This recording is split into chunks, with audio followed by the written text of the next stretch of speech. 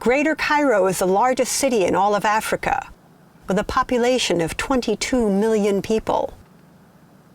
To Egyptians, Cairo is ad-Dunya, the mother of the world, the central character in Egypt's play. Spread along the banks of the Nile and surrounded by desert, over 60% of Cairo is developed in a completely unregulated free-for-all. People just arrive and find a spot to shoehorn in another apartment. Where do they build? Straight up. Every rooftop is just a floor for the next arrival. It's actually a good way to avoid corrupt inspectors. Around here, building permits cost a bundle. Since it almost never rains in Cairo, a roof is optional. But life isn't easy when you live this close together. Too many buildings in too little space means most interior apartments don't have a single window. Instead, they build narrow shafts down the center of the buildings to catch a little light and the hope of a breeze. The rooftop is where you want to be. Some squatters have even built simple toilets and showers and brought in some greenery. But unplanned growth has other consequences. Streets are often too narrow for an ambulance or fire truck, and traffic is in perpetual gridlock.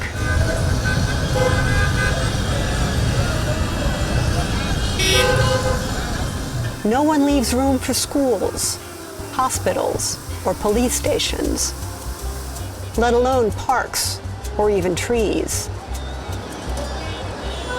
Though they always fit in a corner mosque or two. And, of course, coffee houses.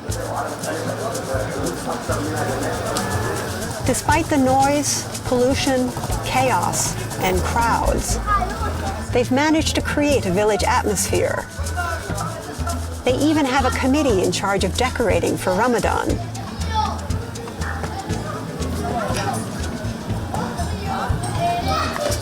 Kids play out in the street, despite the summer heat.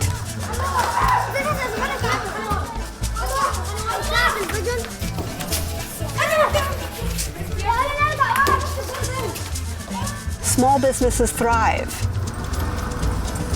from vegetables to handmade scales.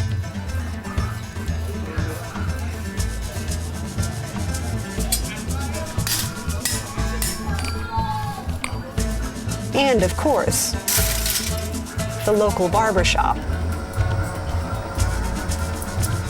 It's the center for village gossip